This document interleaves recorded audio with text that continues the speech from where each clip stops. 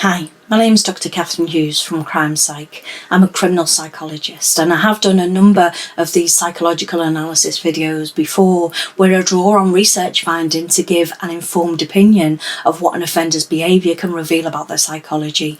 This isn't a diagnosis. In this particular video, I'm going to be discussing Ashley and Timothy Humphrey. In all of my videos, I do try to focus more on the psychology of the behaviour. However, sometimes it is necessary to include some details of the crime.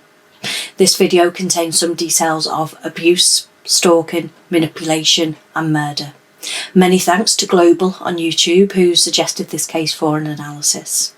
I'm going to give you, as always, a very brief overview of the case and of the offender. Then I'll talk about the upbringing and the childhood of the offender where that information is available. Then I'll discuss the behaviours during the crime that reveal psychological aspects of the offender, as well as any psychiatric or mental illnesses that they've been diagnosed with. As always, if you do want to learn more about the psychology of crime and criminal behaviour, there are a range of courses which are available online via my website. There is a link in the video description below. Some of these courses are free, some of them are paid. They come with a certificate and a money-back guarantee. This case examines the murder of Sandra Rozzo in 2003. She was shot 8 times at point-blank range by Ashley Humphrey. Humphrey had never been in trouble with the law before this point, and she claimed that she was made to kill her by her husband, Timothy. He was known generally as Tracy to his friends. She was 20 years old at the time of the shooting and claimed that he was abusive and controlling and made to do it. Timothy was 16 years older than her when they married. Rozzo, Timothy Humphrey's ex-girlfriend, was due to appear in court to testify against him on battery and sexual assault charges in 2003. However, she was murdered before she was able to testify. Although Ashley was the person who shot Sandra, she took a plea deal for a lesser sentence as long as she testified against her husband. Ashley Humphrey was sentenced to 25 years while Timothy Humphrey is serving life. I'm going to examine the background of Ashley and Timothy as they were both involved in this case. Ashley's father was in prison shortly after she was born for sexual battery. Her mother was an alcoholic. She was brought up by her grandmother and she was a really bright child who did really well at school and didn't get into any trouble. Her grandmother died in her final year of high school, but she still managed to graduate. She then worked in a local store which was across the road from the gym where she went on to meet Tracy. Humphrey was a 6'2" buff muscle man and many women were attracted to him and many men were intimidated by him. Humphrey told many lies about his personal life. He said that he starred in college football bowl games, played for the Tampa Bay Buccaneers and modelled underwear. He'd also said that he was supposed to be Vin Diesel's stunt double and claimed to have been a bodyguard for Tom Cruise for a while. Timothy Humphrey was arrested at least 8 times in 1986. He was released from prison in 2001 after he was convicted of kidnapping, aggravated burglary, aggravated assault and grand theft motor vehicle in 1998. He has a history of violence against a number of women. I really couldn't find anything out about his childhood or his upbringing, but he certainly developed into a violent and aggressive man who was controlling and manipulative. Sandra Rozzo was a good-looking fitness fanatic who did some work as a model and worked as a bartender in a nightclub. Timothy, as I've said, who was better known as Tracy Humphrey, began working at the same club as her as a doorman. Sandra was an outgoing, friendly person who helped anybody that she could. She became friends with Tracy and tried to help him make new friends at the bar. Humphrey claims that they had a brief relationship. Tracy says that he and Sandy dated for about 3 or 4 months and recalls this experience as being real intense. However, as I will go on to discuss, he shows traits that are very narcissistic. At the beginning of relationships, they love bomb their mates, showering them with love and affection before going on to become controlling and manipulative. One night, after he gave her a lift home from work, he followed her into the house where he raped and beat her and then kept her as hostage for about 3 days. As soon as she was able to convince him to let her leave for a planned trip, she reported him. He was arrested and charged and was due in court 1 month before she was murdered. Tracy had a controlling and violent nature. He was known for taking steroids, which have been known to cause bouts of rage. However, he showed these violent and controlling traits over many years, so it might not be linked to the steroid use.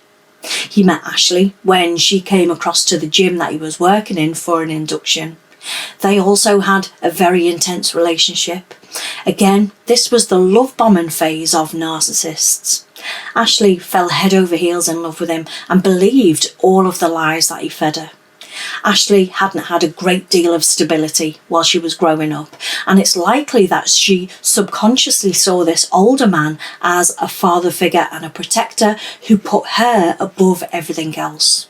She was young, vulnerable and impressionable when they met, and Tracy would have known this and been attracted to her because of it.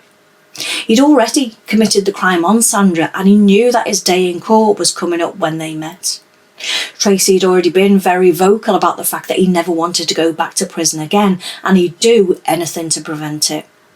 At one point, Ashley had second thoughts about her relationship following an argument and was in the process of telling her mother everything. During this, Tracy turned up and begged her not to leave her, and she ended up going back with him. Following that, Tracy proposed and they married very shortly after. There was no ceremony, simply a processing of the legal paperwork.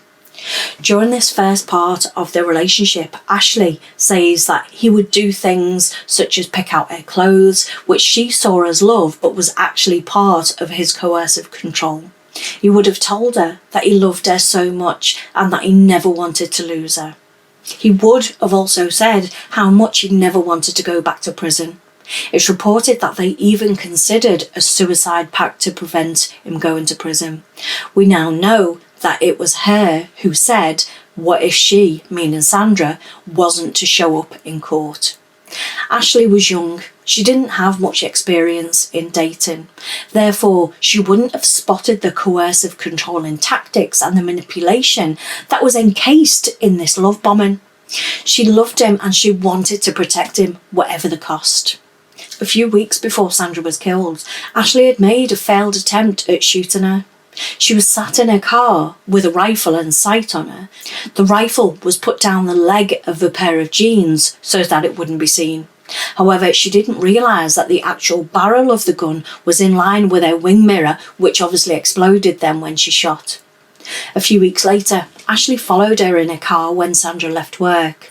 As Sandra's car pulled into the garage, Ashley got out and shot her 8 times. She then leaned into the car and looked into her eyes to make sure that she was dead and then left. She now claims that she was terrified of what Tracy would do if she didn't go through with it. Tracy was at home that night ordering pizza and he'd convinced a friend to give him an alibi. That friend now claims that she did it because she was terrified of what he would do. She said that he told her that he'd be out of options if she didn't do it. But that witness later helped police by wearing a wire whilst talking to Tracy. Tracy habitually used intimidation to get people to do whatever he wanted. He also used violence and he used his large frame to intimidate people. He uses gaslighting techniques to convince people that they're the ones in the wrong.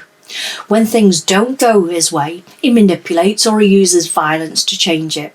And that's typical behaviour of a narcissist. Narcissists see their own needs as being more important than anybody else's. They make grand claims about themselves and about their lives to make themselves appear and sound more important. They manufacture their worlds and the people within it to suit them. Tracy knew that he'd be a suspect in Sandra's shooting, so he made sure that he had an alibi. He'd carefully crafted Ashley's perception of life to ensure that she carried out the shooting. The best way for him to do that was to create a perceived relationship that meant absolutely everything to her. In reality, though, Ashley probably meant very little to him. Sandra's family had made it clear when the police interviewed them that they suspected Tracy. It was only a few small clues and cell phone records that revealed his involvement. The police found a credit card charge for a shooting range. He'd been there with Ashley, teaching her how to shoot. During Ashley's police interview, she refused to talk and kept saying, "Get me my attorney." She'd never been arrested before and was now facing a murder charge, but she appeared very calm and calmly stated, "Get me my attorney." I think it's most likely that Tracy had coached her into how to act and what to say if she were arrested for it. When she was being held after she'd been arrested, a lawyer knew that she wouldn't betray her husband, but they came to her with information about him that convinced her to testify against him. He was bisexual and was having a relationship with a hairdresser. They told her that he'd never worked as a model or as a football player. They also told her all of his former girlfriends had reported him for rape or being abused by him. In the Piers Morgan interview, he berates Ashley by saying that he, as in Tracy, didn't suggest it was you. She claims it was his words, but they came out of her mouth. I believe that it is possible to manipulate a woman by preying on her femininity. Women are generally kind, loving and nurturing. Obviously, that doesn't apply to all women.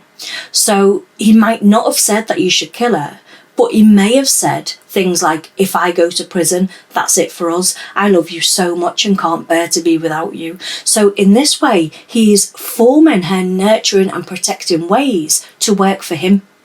He would have said something like, if that woman ever got to court, it would be the end for them. If he reiterated that enough, she'd arrive at the only possible conclusion, that she must go. He did even tell her that if she didn't do it, he was going to kick her out. There's lots of debate around this case, with most people saying that Tracy ruined Ashley's life, which I of course agree with. It is undeniable that she spent time planning this murder and could have stopped at any time. I believe the main reason she didn't though was fear.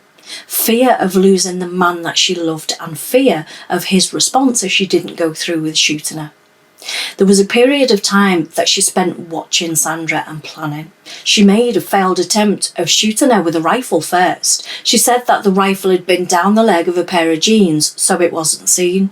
I don't believe that that was something that she would come up with herself. How in the world would somebody who hasn't been involved in crime or with criminals think to put it down the leg of a pair of jeans? I think that advice had to have come from Tracy. She'd been coached all the way by Tracy. He told her to aim for a vital organ because the bullet she was using was so small that they wouldn't kill her if she didn't aim properly. He coached her to look into her eyes and make sure that she was dead, which she did. Once she left there, she rang him to tell him that it was done, and she told Piers Morgan that she told him that what she wanted on her pizza when she got home. I don't believe that she is completely the victim that she claims to be. She was in a circumstance that created the right set of conditions and justifications for her to commit murder.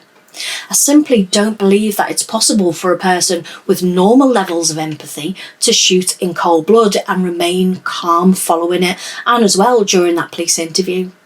In my opinion, she must have already had blunted emotions. It's likely that she was able to justify this act given her young age and her love for Tracy.